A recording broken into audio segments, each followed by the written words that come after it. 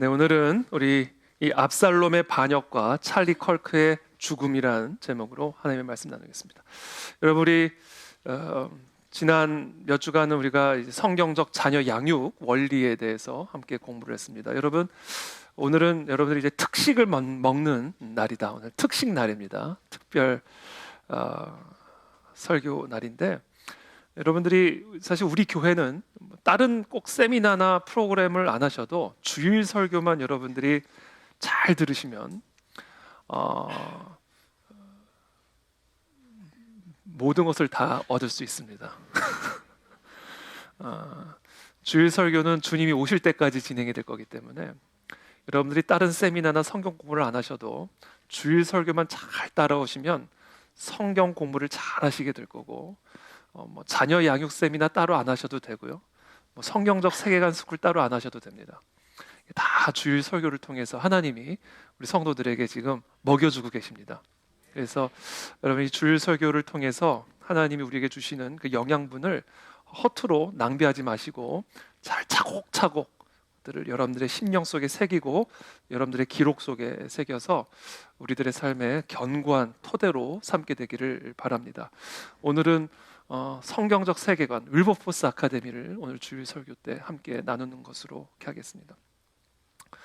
오늘 우리가 읽은 이 사무엘하 15장은 이 다윗의 아들 압살롬이 아버지를 배반하고 왕권을 찬탈하려 했던 반역 사건을 기록하고 있습니다. 그는 백성들의 마음속에 아버지 다윗에 대한 불평, 불만을 선동하는 한편 아름다운 외모, 머릿결이 얼마나 아름다웠는지 아마 오늘날로 따지면 샴푸 회사의 광고 모델이 됐을 거예요. 머리숱이 얼마나 많은지 무게에 달면 엄청난 무게가 나올 만큼의 아름다운 머릿결, 아름다운 외모와 친절한 말, 그리고 따뜻한 제스처로 다윗을 따르던 백성들의 마음을 도둑질했습니다. 결국 그는 헤브론으로 내려가 사람들을 모았고 자신의 부하들을 각 지파에 보내어서 압살롬이 헤브론에서 왕이 되었다라는 소문을 퍼뜨렸습니다.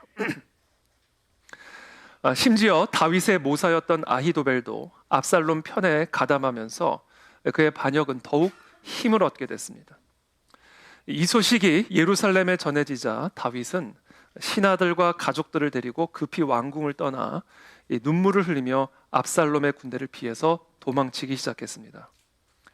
이 다윗에 대한 압살롬의 반역은 단순한 가정사의 비극이 아닙니다. 그것은 이 하나님의 언약을 향한 도전이자 하나님에 대한 반역이었습니다. 왜냐하면 이 다윗의 왕위는 단순한 인간의 권력이 아니라 하나님께서 다윗의 후손을 통해 메시아를 보내시겠다라고 약속하신 구속사의 언약이었기 때문입니다. 즉, 이 다윗 왕위에 대한 압살롬의 반역 사건은 단순한 아버지에 대한 아들의 공격이 아니라 하나님과 하나님의 나라에 대한 어둠의 권세의 영적인 공격이었습니다.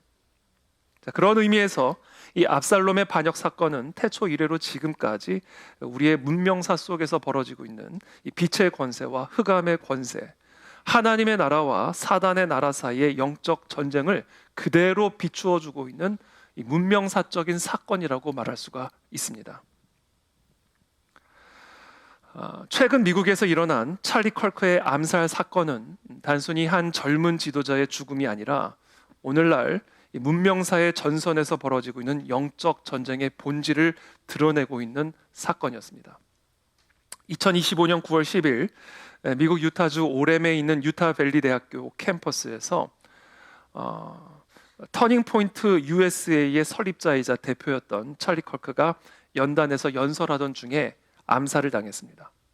암살범은 이 학교에 재학 중이던 22살의 청년 타일러 로빈슨으로 밝혀졌습니다.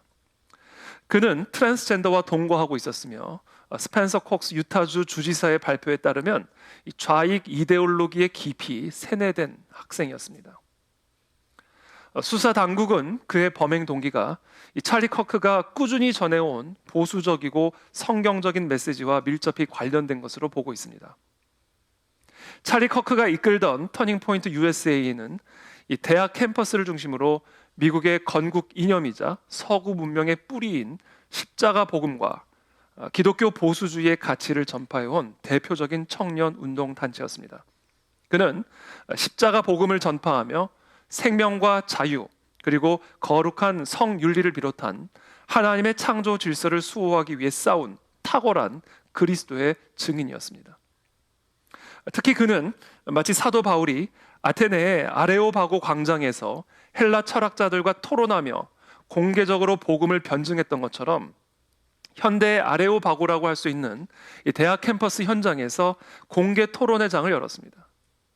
누구든지 자유롭게 질문하고 논쟁할 수 있도록 하여 자신의 신념을 일방적으로 주입하는 대신에 이 좌익 이데올로기에 세뇌된, 무신론적 세계관에 세뇌된 이 젊은 세대가 스스로 자신의 세뇌된 잘못된 가치관을 점검하고 진리와 거짓을 분별할 수 있도록 돕는 일종의 지적인 전투장을 마련한 것입니다. 그러나 이 좌익 이데올로기에 물든 대학생들은 그와의 공개 논쟁에서 그를 이길 수가 없었습니다. 찰리 컬크는 언제나 논리와 사실, 그리고 성경적 진리의 근거에 답변했고, 그 앞에서 많은 학생들은 결국 자기의 이 논리 부족함을, 명분이 없음을 되돌아보지 않을 수 없는 그런 막다른 골목에 몰리기도 했습니다. 어떤 이들은 자신이 붙들고 있었던 세계관의 허상을 깨닫고 돌이키는 사람들도 있었지만, 대부분의 사람들은 분노와 좌절 속에서 폭언과 폭력으로 대응했습니다.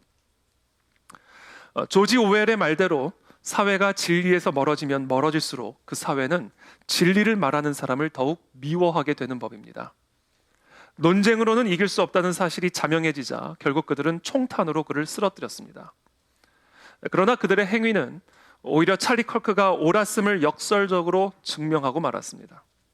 사람들은 그가 동성애자와 트랜스젠더들을 혐오하는 발언을 했기 때문에 죽었다라고 말합니다. 그러나 그는 그들을 혐오하는 발언을 한 번도 한 적이 없습니다. 그들이 혐오하는 발언을 했을 뿐입니다. 찰리 컬크는 복음을 혐오하는 자들의 손에 죽은 스데반처럼, 그리스도의 가르침을 혐오했던 로마 제국의 손에 죽은 사도 바울처럼 영광스러운 순교자의 길을 걸어가게 되었습니다.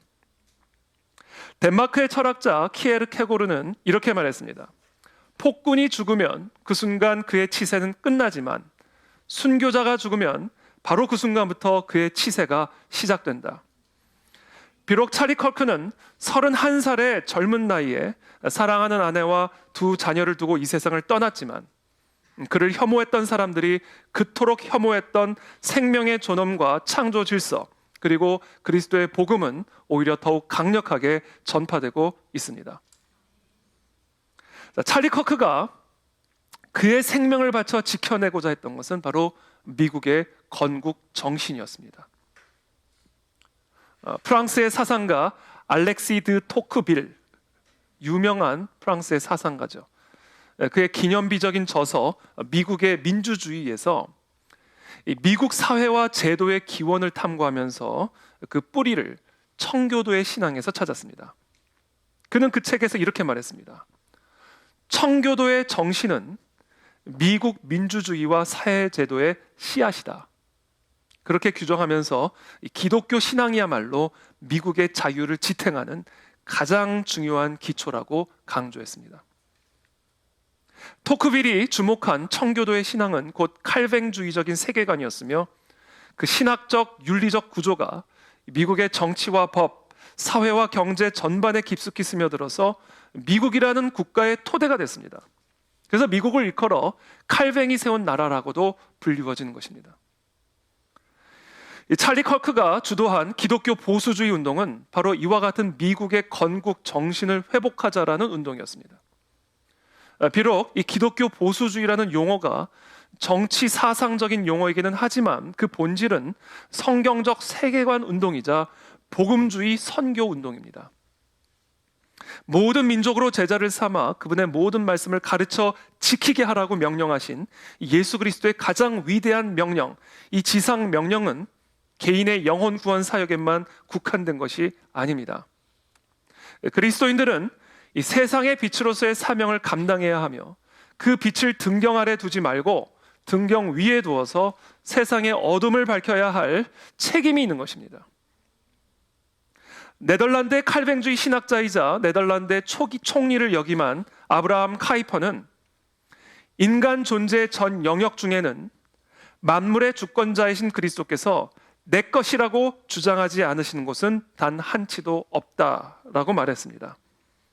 정치, 경제, 문화, 예술을 비롯한 모든 영역들이 하나님의 창조 질서 아래 있는 것이며 그리스도인들은 그 각 영역 속에서 하나님의 통치가 실현되도록 헌신해야 할 책임이 있음을 천명한 것입니다. 그것이 바로 예수님의 지상 명령의 본질입니다.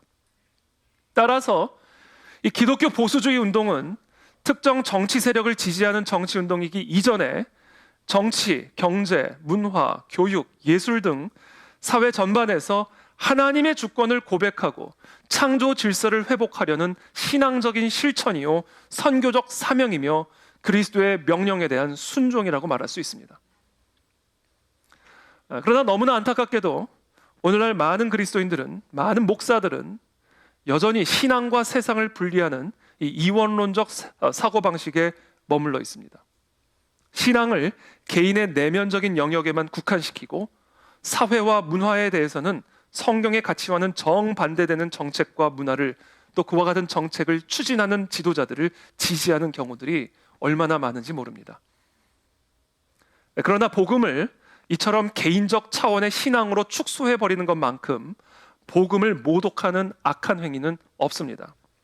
복음은 결코 사적 영역에만 가질 수 없는 하나님의 전 우주적 통치에 관한 것이기 때문입니다.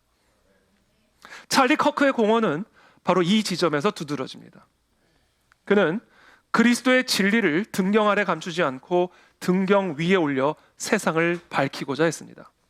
이것이 곧 기독교 보수주의 운동의 핵심이며 모든 그리스도인들이 감당해야 할 소명입니다. 그리스도인은 그 어떤 이념보다 먼저 성경적 세계관을 견지하고 하나님의 창조 질서와 통치가 사회 전반에 드러나도록 하는 선교적인 삶을 살아가야 합니다. 자, 그런 의미에서 기독교 보수주의자들이 기독교인이 아닐 수는 있습니다. 왜냐하면 기독교인이 아닌 자들 가운데서도 기독교적 가치와 기독교적 원리를 지지하는 사람들이 많이 있기 때문에 그렇습니다. 미국의 건국의 아버지들이 다 그리스도인들이 아니었습니다. 그러나 그들은 기독교적 가치와 기독교적 질서를 나라의 토대로 삼고자 했다는 점에서는 동의했던 것이죠. 그러니까 기독교 보수주의자들이 다 기독교인이 아닐 수는 있어요. 자, 그러나 모든 기독교인들은 반드시 기독교 보수주의자가 되어야만 하고 될 수밖에 없습니다. 왜냐하면 기독교 보수주의란 오늘 제가 여러분들에게 설명을 드릴 다음에 5가지를 믿고 추구하고 보수하고자 하는 사람들이기 때문에 그렇습니다. 만약에 이 5가지를 여러분들이 동의한다면 여러분들은 기독교 보수주의자들입니다. 만약에 이 가운데 하나라도 여러분들이 동의하지 않거나 반대한다면 여러분 그리스도인이 아닙니다. 오늘 저는 이 기독교 보수주의의 5가지 원칙을 여러분들에게 설명을 드리고자 합니다. 그리고 저는 이 나라 이 민족이 바로 이와 같은 5개의 원칙의 토대 위에 세워지기를 기도합니다. 그와 같은 토대 위에 통일 한국이 이루어지게 될 줄을 믿습니다. 첫 번째입니다. 이 기독교 보수주의의 기초, 성경적 세계관의 출발은 인간의 자유와 존엄성입니다. 오늘날 모든 자유민주주의 세계의 헌법적 기초가 된 미국 독립선언문, 이것은 정치적인 선언문이지만 철저하게 성경적인 세계관의 토대 위에 세워진 정치 선언문입니다. 우리는 다음의 진리를 자명한 것으로 여긴다. self-evident. 이거는 누군가가 입증하거나 논증할 필요가 없이 그냥 스스로 존재하는 진리다. 왜? 스스로 존재하시는 하나님이 선언한 질서이기 때문이다. 이거예요. 모든 인간은 평등하게 창조되었으며 그들은 창조주로부터 일정한 양도할 수 없는 권리들을 부여받았다. 창조주 하나님 스스로 계시는 창조주 하나님이 인간에게 부여하신 권리이기 때문에 이것은 스스로 자명한 진리이고 누군가가 논증하거나 설득할 필요가 없는 스스로 존재하는 진리이고 스스로 존재하는 하나님이 인간에게 부여하신 권리이기 때문에 함부로 양도하거나 침해하거나 빼앗을 수 없다. 왕이라 할지라도 대통령이라 할지라도 부모라 할지라도 창조주가 주신 권리를 함부로 뺏거나 양도할 수 없다. 그 권리는 무엇이냐? 생명권, 자유권, 그리고 행복 추구의 권리다 라고 말했습니다.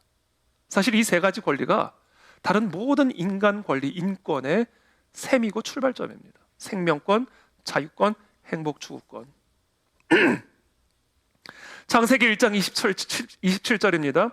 하나님이 자기 형상, 곧 하나님의 형상대로 사람을 창조하시되 남자와 여자를 창조하시고, 하나님은 인간을 하나님의 형상대로 창조하셨어요. 얼마나 존엄합니까? 그리고 남자와 여자를 창조하셨습니다. 이 가운데는 어떤 우열도 없는 평등한 존엄한 인간으로 하나님이 창조하셨다라는 선언입니다. 동산 각종 나무의 열매는 네가 임의로 먹되 선악을 알게 하는 나무의 열매는 먹지 말라. 네가 먹는 날에는 반드시 죽으리라. 지난 몇 주간 우리는 이 말씀을 토대로 성경적 자녀 양육의 원리를 배웠습니다. 그러나 이 말씀은 동시에 이 나라의 정치 체제의 원리이기도 합니다. 자유민주주의 체제의 기초이기도 하며 인류 문명의 토대이기도 합니다. 네가 임의로 먹되 라는 말씀은 하나님께서 인간에게 주신 자유를 의미합니다. 먹고 싶은 대로 다 먹어도 된다라는 거. 뭐든지 다 먹어라. 그러나 선악을 알게 하는 나무의 열매는 먹지 말라. 이 통제와 금지의 명령은 하나님께서 인간에게 주신 자유가 결코 무제한적인 자유가 아니요 무절제적인 자유가 아님을 보여줍니다. 하나님의 통제 아래에 있는 자유임을 우리는 배우게 되는 것이죠. 그래서 사람의 생명, 사람의 자유, 사람의 행복 추구권은 하나님이 주신 권리이기 때문에 절대적인 권리지만 제한적인 권리인 겁니다.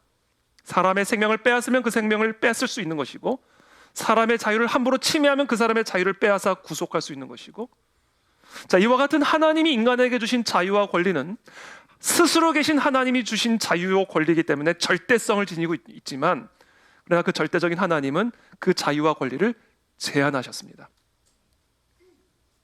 그러므로 하나님이 인간에게 주신 자유는 제한적인 자유요 절제와 책임이 동반된 자유라는 사실을 하나님의 말씀은 선포하고 있는 것이고, 바로 그와 같은 하나님의 말씀을 미국 독립선언문이라고 하는 정치 선언문에 담아둔 겁니다. 춤을 추더라도 옷을 입고 추어야지 옷을 벗고 춤을 출 수는 없는 겁니다. 수영을 하더라도 수영복을 입고 수영을 해야지 맨몸으로 수영을 해서는 안 되는 겁니다. 바로 이것이 자기 절제력을 가진 자유와 금기와 제약이 없는 해방구와의 차이입니다.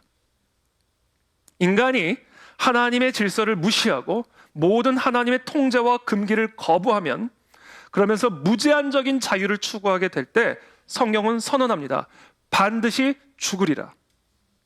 금기 없는 자유는 결국 개인의 자유를 파괴하고 공동체의 질서를 무너뜨리며 사회 전체를, 인류의 문명을 죽음과 파멸로 몰아가게 될 것입니다. 진정한 자유란 죄를 위한 자유가 아니라 죄로부터의 자유입니다. 이것이 기독교적 보수주의가 추구하는 인간의 자유와 존엄성의 원리입니다. 미국 건국의 아버지들은 자유가 도덕과 신앙의 울타리 안에서만 보존될 수 있음을 확고하게 믿었습니다. 그래서 미국의 2대 대통령이자 이 독립선언문 초안 작성에 참여했던 존 애덤스는 우리 헌법은 도덕적이고 종교적인, 그러니까 기독교적인 거죠.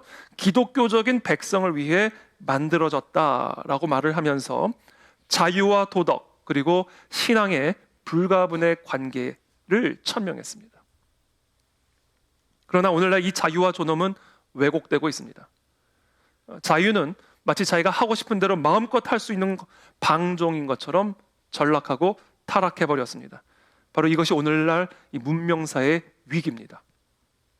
압살롬이 이 백성들의 마음을 훔쳐 왕권을 찬탈하려 했던 것처럼 사단은 자유와 인권과 존엄이라는 달콤한 언어로 우리의 참된 자유와 존엄성을 도둑질하고 있습니다. 평등이란 이름으로 만삭의 아이를 죽이는 것이 오늘날의 인권이요, 오늘날의 자유라는 개념으로 타락하고 있는 것이죠. 두 번째, 기독교 보수주의가 추구하고 있는, 보수하고자 하는 원칙, 가정과 결혼의 신성함입니다. 하나님께서는 남자와 여자를 창조하시고 둘이 연합하여 한 몸을 이루게 하셨습니다. 그리고 그들에게 생육하고 정복하고 다스리라라는 사명을 주셨습니다. 제가 준비한 저 포스터를 보면 제가 만든, 제가 그린 건 아니지만 저의 가훈이자 제 인생의 표어입니다. God, Family, Mission. 하나님, 가정, 사역, 사명. 하나님과 가정과 사명은 항상 있을진데, 요즘 제 트레이드마크죠.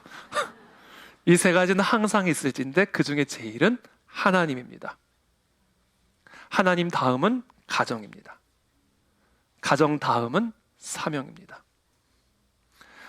사명이 가정보다 더 우선되거나 하나님보다 우선이 되면 가정도 무너지고 사명도 무너지고 삶도 무너집니다. 하나님, 가정, 사명. 하나님은 태초에 가정을 창조하시고 사명을 맡기셨습니다. 특별히 하와를 아담의 사명을 돕는 배필로 붙여주셨습니다. 하나님은 아브라함이라는 가정을 통해서 이스라엘 민족을 세우셨고 하나님의 사명을 성취하게 하셨습니다. 이삭의 가정, 야곱의 가정. 하나님은 가정을 통해 하나님의 사명을 이루십니다. 그러므로 가정이 무너지고 가정이 파괴되고 가정을 소홀하게 여긴다면 그것은 결국 모든 것을 잃어버리게 되는 불행의 출발점이 되는 것입니다. 자, 그러나 오늘 그와 같은 결혼과 가정의 신성함이 도둑맞고 있습니다. 가정은 사회의 기본 단위이며 신앙과 도덕, 교육이 다음 세대로 이어질 수 있는 통로입니다. 진정한 건강한 가정이 건강한 사회의 기초가 되는 겁니다. 사단 마귀는 결혼의 신성함을 도둑질하고 가정의 신성함을 도둑질하여 부모의 믿음이 다음 세대로 전수되지 못하도록 차단하고 있고 하나님의 이 인류 문명의 토대를 파괴하고 있습니다. 성경적인 결혼과는 차별로 낙인을 찍고 남자와 여자의 질서는 젠더 이데올로기에 의해서 혼란스러워지고 무너지고 있습니다. 동성 결혼이나 젠더 이데올로기와 같은 가정 해체의 시도는 하나님의 창조 질서를 무너뜨리는 반역이며 우리의 건강한 사회와 다음 세대들을 도둑질하는 사단 마귀의 계략입니다. 세 번째, 신앙과 표현의 자유입니다. 이것이 우리 기독교 보수주의 성경적 세계관, 그리스도의 지상 명령이 추구하는 가치요, 사명입니다. 오늘날 교회는 그리스도의 진리의 빛을 등경 아래에 감추라는 이 세상의 강력한 압박을 받고 있습니다. 자유로운 예배 활동이나 전도 활동, 성경적인 양심에 따른 선택과 주장과 가르침을 혐오 발언으로 낙인을 찍어서 사회적으로 매장하거나 영향력을 차단하는 일들이 끊임없이 일어나고 있습니다. 이런 억압적인 논리에 동원되는 대표적인 무기가 바로 정교 분리의 원칙입니다. The separation of the state and the church. 이것은 국가와 교회의 분리이지 정치와 교회의 분리가 아닙니다. 토마스 제퍼슨이나 제임스 메디슨 같은 미국 건국의 아버지들이 세운 정교 분리의 원칙의 본래 의도는 교회가 정치에 대해 발언하지 못하게 하려는 것이 아니라 정부가 교회를 간섭하지 못하도록 막기 위한 것이었습니다. 다시 말해서 정교 분리는 교회를 제한하는 장치가 아니라 교회의 신앙과 복음을 정부의 간섭으로부터 보호하려는 울타리였습니다. 그러나 이 세속주의자들은 이 정교 분리의 진정한 원칙을 정반대로 뒤집어 놔버렸습니다. 정교 분리의 원칙을 정치와 교회의 분리로 왜곡하여 교회는 정치에 관여하지 말라, 설교자는 강단에서 정치 이야기나 공적인 사안에 대해 설교하지 말라라고 주장함으로써 교회의 사회적, 정치적, 도덕적 영향력을 철저히 차단했습니다. 여러분, 그러나 성경을 살펴보면 하나님의 사람들은 결코 이 세상의 정치와 무관한 자들이 아니었습니다. 다니엘과 느헤미야는 이 제국의 정치 한복판에서 신앙을 지키며 기독교 보수주의 운동을 펼쳤고, 에스더는 민족의 생사를 건 정치적 선택 앞에서 민족을 향한 하나님의 뜻, 하나님의 사명을 이루기 위한 하나님의 뜻을 따랐습니다. 다윗과 솔로몬은 왕으로서 나라를 다스렸고, 모세는 제국의 권력자 앞에 서서 이스라엘이라는 민족의 정치적 독립과 해방을 위해, 종교적 자유와 신앙의 자유를 위해 하나님의 말씀을 담대히 전했습니다. 이처럼 성경의 인물들 대부분이 정치적 공적 영역 속에서 기독교적 가치와 하나님의 진리를 보수하기 위한 기독교 보수주의 운동을 펼쳐나갔던 위대한 하나님의 사람들이었습니다. 이 왜곡된 정교 분리의 논리에 사로잡힌 오늘날의 교회는 이 설교자가 강단에서 마땅히 선포해야 할 하나님의 진리를 외치지 못하는 벙어리가 되어버렸습니다. 우리 주변에 벙어리 같은 목사들이 얼마나 많은지 모릅니다. 그 결과 성도들은 세상을 올바로 분별할 능력을 잃어버리는 소경이 되어버렸습니다. 진리에 따라 행동하지 못하는 병든 교회가 되어버렸습니다.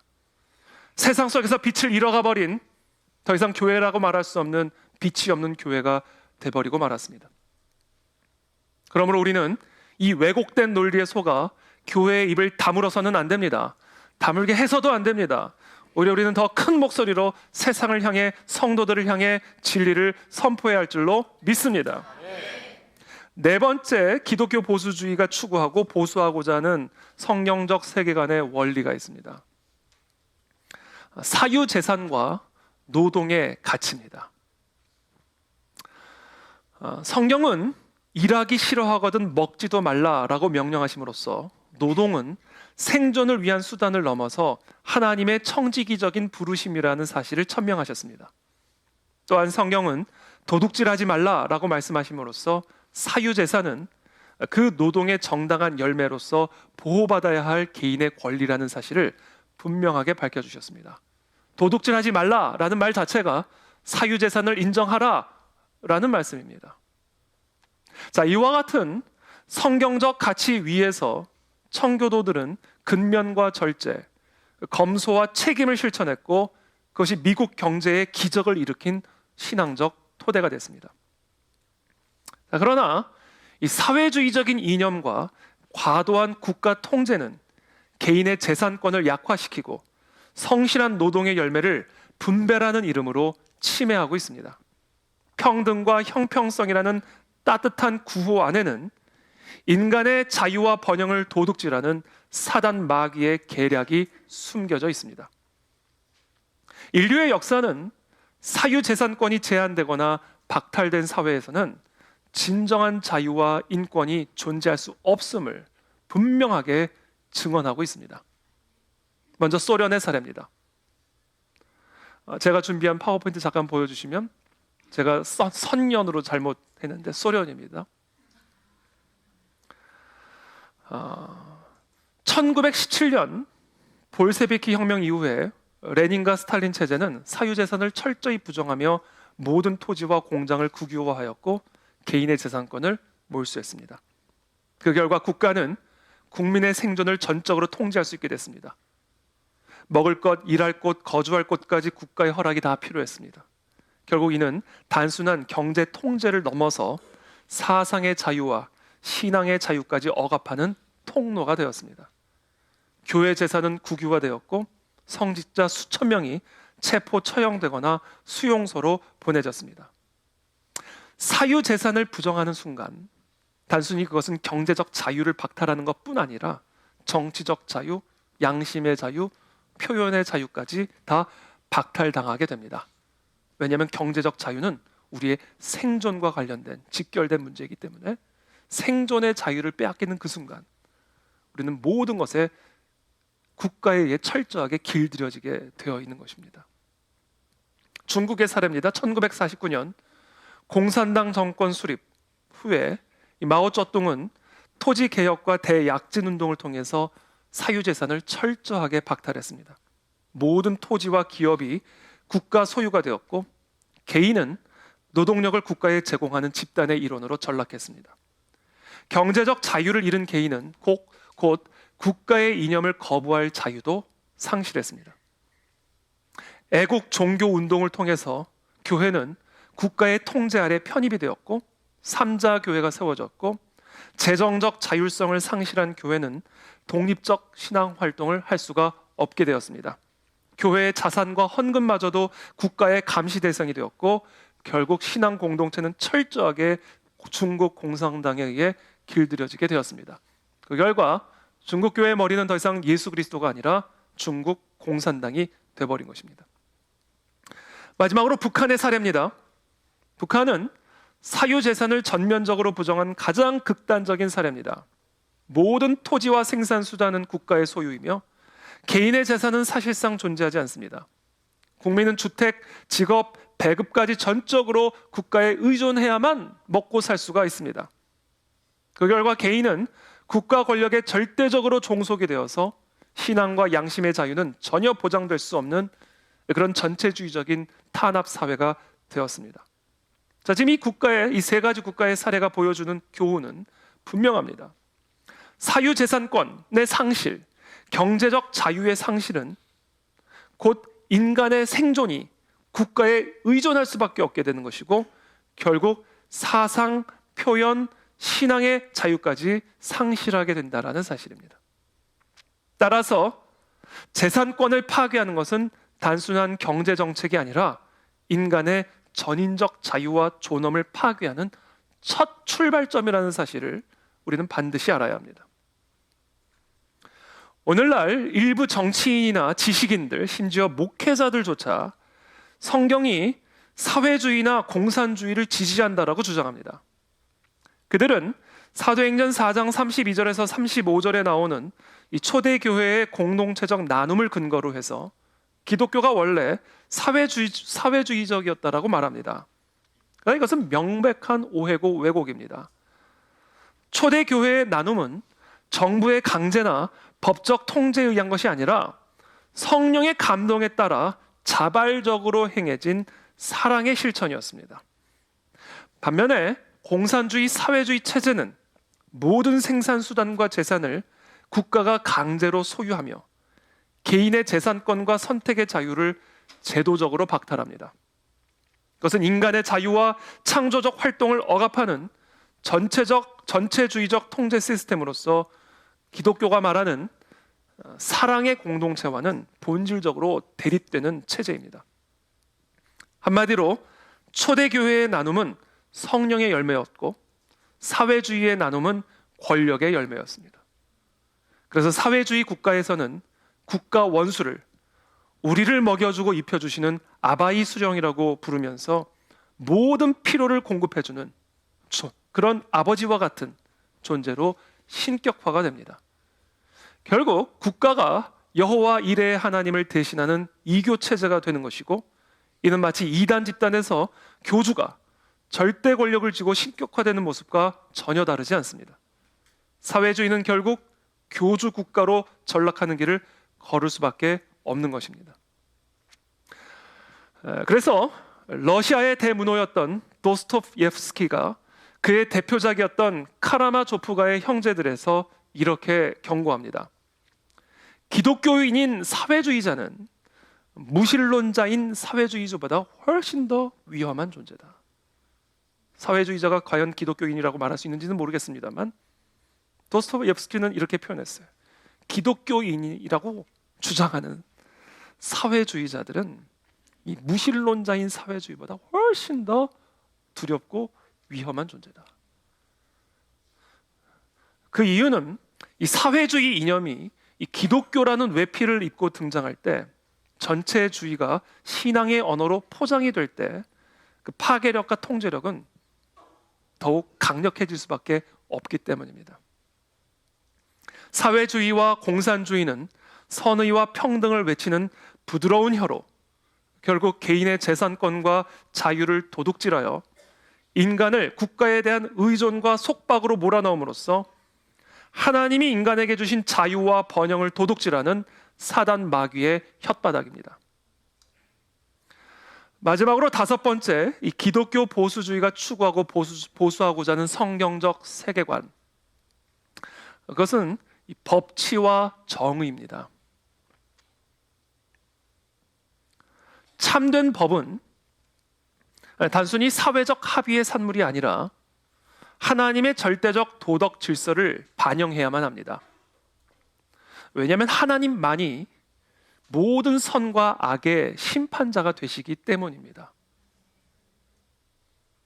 미국의 건국자들은 바로 이 점을 분명하게 인식하고 있었습니다. 제임스 매디슨, 존 애덤스 같은 분들은 국가는 도덕적이고 신앙적인 토대 없이는 유지될 수 없다라고 강조했습니다. 그래서 이 건국의 아버지들은 한 나라의 법이 그냥 수많은 사람들의 의지와 선택에 따라 그때그때 상황마다 달라지는 그런 상대적인 규범이 아니라 변치 않는, 우리의 유일한 주권자여 통치자가 되시며 유일한 선과 악의 표준이 되시는 성경적 진리를 미국 헌법의 기초로 삼아야 된다고 주장했고, 그와 같은 미국의 헌법을 토대로 한 미국의 법들이 결국은 미국이라는 나라를 다스리고 통치하는 그런 하나님의 통치 도구가 될 수가 있었던 것입니다. 대통령이든 상원의원이든 하원의원이든 재벌이든 가난한 자든 누구든 모든 사람들은 바로 이와 같은 하나님의 성경적 진리의 토대를 둔 헌법과 그리고 헌법적 질서 위에 만들어진 법의 권위 아래 통치를 받음으로써 결국 이 미국이라는 나라가 하나님의 통치 아래 거하게 만드는 이와 같은 기독교 입국론을 추구했던 것입니다. 그것을 법치주의라고 말하는 것이죠. Rule of law. 법치주의와 법에 의한 통치는 다른 겁니다. 법에 의한 통치는 법을 도구로 삼아 무기로 삼아 이런저런 마음대로 법 만들어가지고 예컨대 기독교 금지법, 차별 금지법 이런 걸 만들어가지고 설교 못하게 하고 전도 못하게 하고 법에 의한 통치, 이상한 법 만들어 놓고 법 지키라는 거예요. 이게 법을 무기로 삼아 도구로 삼아 법에 의한 지배를 만드는 겁니다. 이것은 법치주의와 같은 것처럼 보이지만 법치주의와는 완전히 다른 전체주의의 무기입니다. 법의 이름으로, 공의의 이름으로 하나님의 창조 질서를 허무는 계략이죠. 법치주의는 그런 게 아닙니다.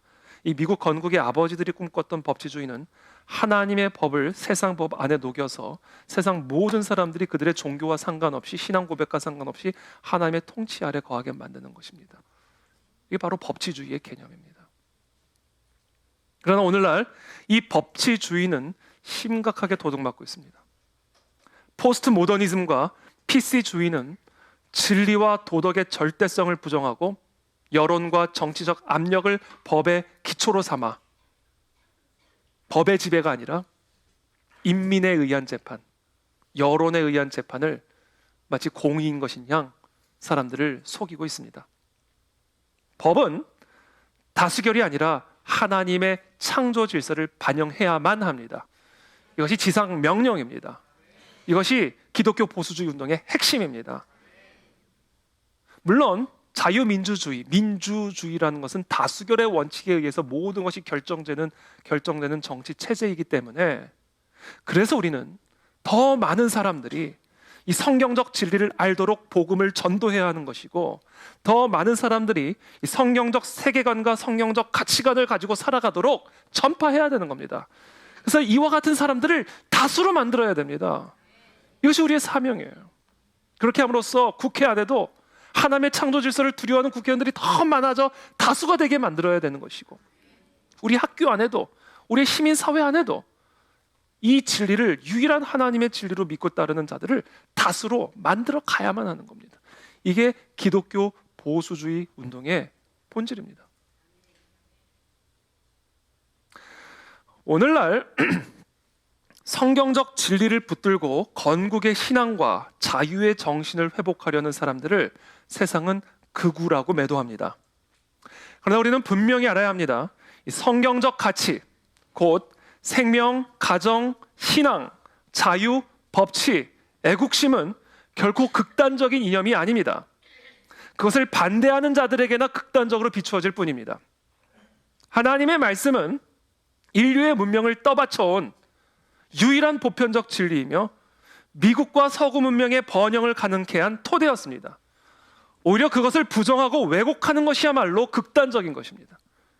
성경은 진리를 거스르는 자들은 어두움 가운데 있다라고 말씀합니다. 진리를 선포하는 자들을 극우라고 매도하는 것은 결국 빛을 미워하는 세상의 본성일 뿐입니다. 예수님도 세상이 너희를 미워하거든 너보다 먼저 나를 미워한 줄을 알라라고 말씀하셨습니다. 따라서 우리는 흔들리지 말아야 합니다. 우리는 극우가 아닙니다. 오히려 하나님의 창조 질서를 지키는 중심에 서 있는 것입니다. 저는 제 새로운 호가 생겼습니다. 극우 이태희. 저는 그것을 제 평생의 호로 삼기로 작정했습니다. 극우 이태희. 할렐루야. 기독교 보수주의 신념은 결코 과격한 극단이 아닙니다. 하나님께서 세우신 보편적 질서를 회복하려는 올곧은 길입니다.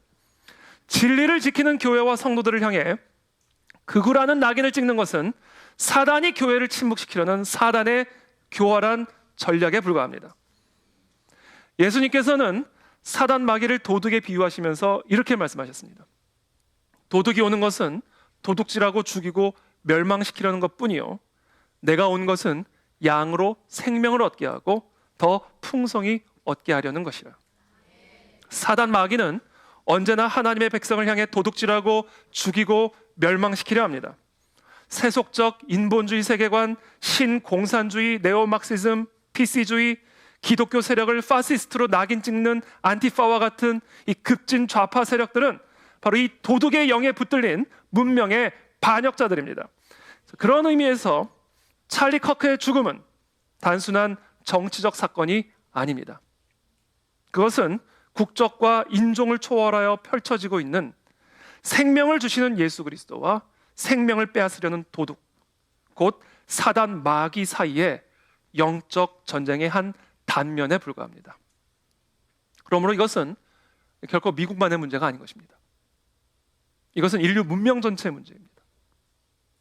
따라서 이와 같은 영적인 전쟁은 이 국제 정치 지형 속에서도, 미국 국내 상황뿐이 아니라 국제 정치 지형 속에서도 고스란히 반영이 되고 있습니다. 오늘날 우리가 지금 살아가고 있는 세계의 질서는 흔히 신냉전이라 불리는 새로운 대결 구도로 재편되고 있습니다. 한쪽에는 중국을 중심으로 한 권위주의적인 공산주의 블록이 자리하고 있습니다. 러시아, 북한, 이란 등과 같은 국가들이 그 축을 이루면서 군사적인 확장과 정보전, 그리고 이념적 침투를 통해 국제 질서를 흔들고 있습니다. 다른 한쪽에는 미국을 중심으로 한 자유민주주의 진영이 서 있으며 유럽과 아시아의 여러 동맹국들이 그 진영에 속해 있습니다. 대표적으로 아시아에는 일본과 대한민국, 대만이 바로 이와 같은 자유민주주의 진영에 속하여 있는 국가들입니다. 표면적으로 지금 이 미국과 중국 사이의 신냉전, 미국을 중심으로 한 자유민주주의 진영과 이 중국을 중심으로 한 공산주의 블록 사이에 벌어지는 이 신냉전의 갈등은 무역전쟁, 관세전쟁, 기술 패권, 에너지 자원, 영토 분쟁과 같은 그런 정치, 경제적인 문제로 나타나고는 있습니다. 그러나 그 본질은 단순히 경제적인 문제도 아니요, 영토 분쟁과 관련된 건 또 아닙니다. 이것은 단순한 패권 다툼이 아닙니다. 이것은 문명사적인 전쟁입니다.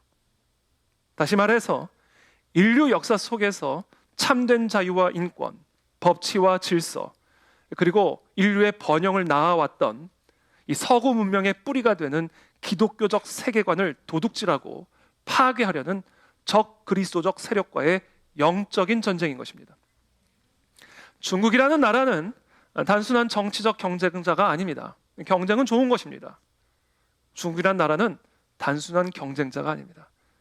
중국 공산당은 지난 수십 년 동안 교회를 박해하고 성경을 검열하며 신앙의 자유를 억압해 왔습니다. 중국은 적그리스도적인 공산주의 체제입니다. 따라서 오늘날 미국과 중국 사이의 신냉전은 단순한 패권 경쟁이 아닙니다. 이것은 곧 자유민주주의와 공산주의, 진리와 거짓, 하나님의 나라와 적그리스도의 나라가 맞서고 있는 문명사적인 영적인 전쟁입니다. 이와 같은 영적인 통찰력을 가진 자만이 지금 현재 국제 정치 질서를 올바르게 파악할 수가 있는 것입니다. 그리고 트럼프의 역할이 어떤 것인지도 정확하게 이해할 수가 있게 되는 것입니다.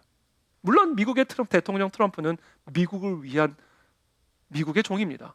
미국을 위해 일하는 것은 당연한 것입니다. 그러나 지금 상황은 미국을 위해 일하는 것이 인류를 위하는 일이 될 수가 있는 것입니다.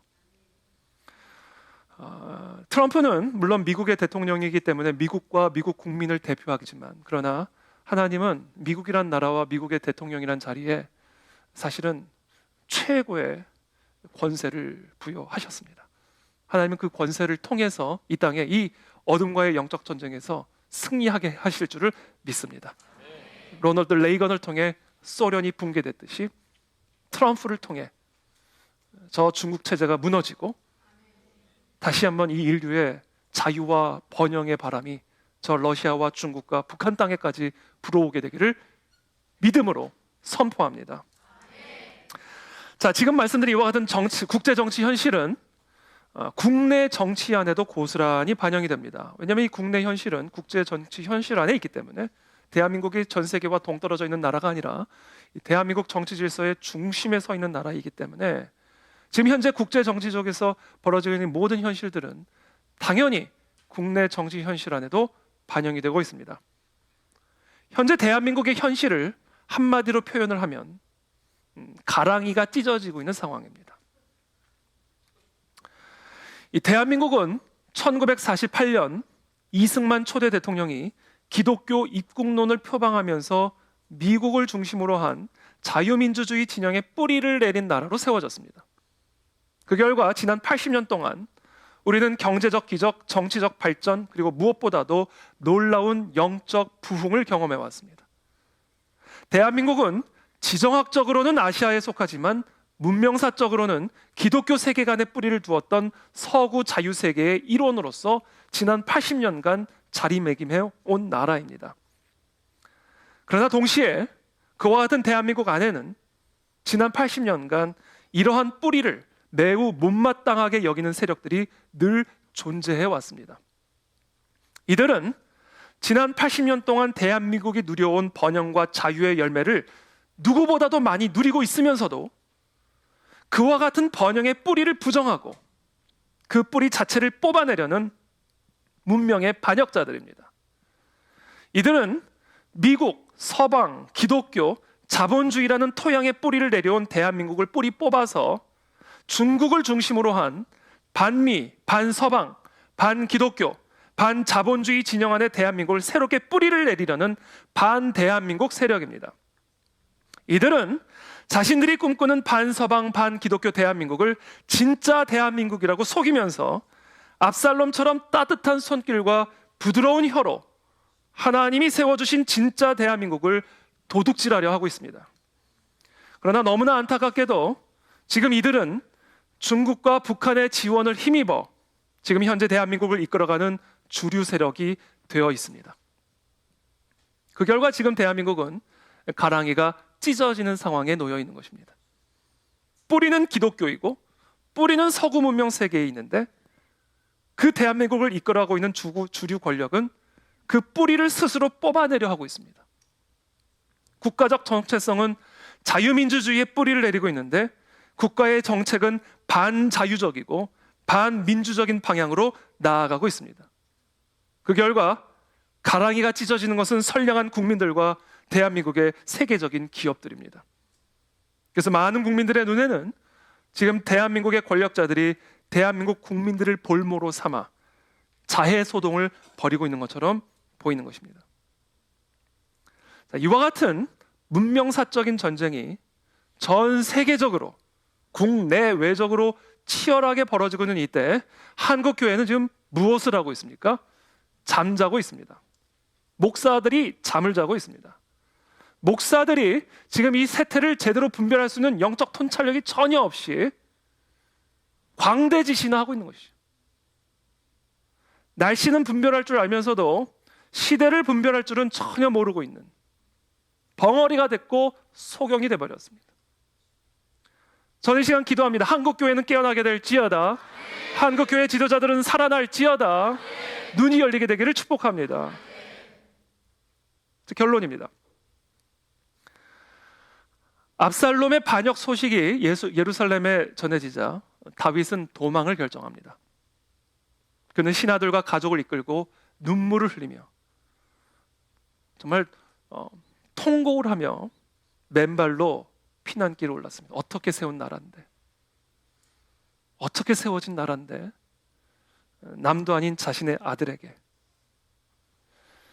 결국은 그의 칼을 피해 맨발로 눈물을 흘리며 통곡하며 피난길에 올랐습니다. 제사장들이 그때 언약궤를 메고 예루살렘에 있던 언약궤를 메고 같이 피난길에 따라오자 다윗은 그 언약궤를 다시 예루살렘으로 갖다 두어라 이렇게 말합니다. 이 언약궤는 어떻게 보면 이 예루살렘 이스라엘의 국채와 같은 거죠. 언약궤가 이스라엘이에요. 하나님의 백성. 그러니까 이 충신들, 이 제사장들이 다윗이 피난을 가니까 다윗이 있는 곳이 수도가 돼야 되니까, 다윗이 있는 곳이 이스라엘이 되어야 되니까 언약궤를 가지고 나온 거예요. 근데 그때 다윗이 이 제사장에게 말합니다. 제사장들에게 말합니다. 여호와께서 나를 기뻐하시면 나를 다시 그 궤 앞에 세우실 것이다. 그러나 그렇지 않으신다 해도 하나님의 뜻이 그것이 선하시다면 하나님께서 그렇게 여기시는 대로 행하실 것이니 언약궤를 다시 예루살렘에 갖다 두어라 이렇게 말합니다. 즉 이것은 무엇을 보여주는 것이냐면 이 다윗의 하나님의 주권에 대한 철저한 신뢰, 믿음입니다. 하나님이 이 나라를 망하게 하신다면 우리가 무슨 수를 쓰더라도 나라는 망한다. 그러나 만약에 하나님이 이 민족에게 은혜를 베푸실 것이라면, 정말 이 나라에 하나님의 뜻이 있고 그 뜻을 이루고자 하신다면 하나님은 그 뜻을 이루실 것이니 언약궤를 예루살렘에 두어라. 이건 뭐 언약궤에 관한 문제가 아닙니다. 하나님의 주권에 대한 다윗의 완전한 신뢰입니다. 그때 자신의 충신이자 자신의 모사, 어드바이저였던 아히도벨이 지금 자기를 배신하고 압살롬에게 가담했다라는 소식을 전해 듣습니다. 그 순간 다윗은 마음으로는 너무나 탄식하면서도 마음으로는 너무 괴로워하면서도 하나님의 그 전능하신 주권을 의지하면서 하나님께 기도합니다. 여호와여, 저 아히도벨의 모략을 어리석게 하옵소서. 그와 같은 기도가 끝나자마자 하나님은 다윗의 충성된 친구인 후세를 압살롬 진영에 보내셔서 결국 압살롬을 위한 이 아히도벨의 계략을 무너뜨리도록 길을 열어주셨습니다. 여러분, 오늘 이 본문을 통해서 우리는 배우게 됩니다. 우리가 다윗처럼 눈물의 길을 걷고 있을지라도 저와 여러분들은 언제나 하나님의 주권을 신뢰하기를 축복합니다. 여러분들의 개인적인 삶에 눈물의 길을 걷고 있다 할지라도 이 나라, 이 민족이 지금 피난길에 오른 다윗처럼 참으로 어렵고 위중한 그런 상황 가운데 있을지라도 저와 여러분들은 언제나 하나님의 주권을 인정하게 되기를 축복합니다. 그 주권을 찬양하게 되기를 축복합니다. 하나님이 뜻하시면 그 뜻을 막을 자가 없는 것입니다. 하나님의 주권을 신뢰하는 저와 여러분들이 되시기를 축복합니다. 결국 압살롬의 최후가 어떻게 됐습니까? 압살당했습니다. 압살당할 놈입니다. 온 이스라엘의 마음을 훔쳤던 그 아름다운 머릿결을 휘날리며 말을 타고 가다가 상수리 나무에 탁 걸려버린 거예요. 대롱대롱 매달려 있을 때 와서 압살롬을 칼로 찔러 죽여버린 겁니다. 다윗에 대한 압살롬의 반역은 철저하게 실패로 돌아갔고 모든 것은 하나님의 주권 안에 선을 이루게 됐습니다. 여러분, 오늘 이 말씀은 이 민족을 향한 하나님의 예언으로 받아들이시길 축복합니다. 하나님의 나라와 질서를 거스르는 모든 압살롬들의 반역은 반드시 실패할 것입니다. 자멸할 것입니다. 하나님의 나라는 무너지지 않습니다. 사단의 모든 모략은 결국 좌절될 것입니다. 최후의 승리는 오직 하나님에게만 있는 것입니다. 그러므로 우리는 담대해야 합니다. 담대하셔야 됩니다. 두려워하실 필요가 없습니다. 그래서 지금 같은 위기 때에 다윗과 같은 피난길을 가고 있는 우리의 상황 속에서 저와 여러분들은 첫 번째, 하나님의 주권을 철저하게 신뢰하셔야 되고요. 이제 더 이상 걱정된다, 염려된다 이런 말씀하지 마세요. 하나님의 주권을 찬양하자 이거예요. 두 번째, 우리가 할 일이 있습니다. 그와 같은 하나님의 주권을 우리가 정말로 믿는다면 담대하게 해야 할 일이 있습니다. 하나님의 진리를 이 패역한 세상을 향하여 외쳐야 됩니다. 선포해야 됩니다. 입을 열어 말을 해야 돼요. 저희 교인이었다가 지금은 미국으로 이주를 해서 미국에서 일하고 계시는 성도님 한 분과 며칠 전에 또 통화를 했습니다. 찰리 커크의 사건으로 해서 너무 큰 충격을 받았던 모양이에요. 지금 미국 상황과 한국 상황뿐만 아니라 전 세계적인 상황이 너무 지금 심상치 않다면서 지금 미국 한인교회는 이런 문제에 대해서 아무 관심도 없다는 거예요. 그러면 속이 터져서 못 살겠다는 거예요. 한국 오고 싶다는 거예요. 그 안에 진리교회를 맨하탄에 세우자는 거예요. 너무 좋다고 그랬어요.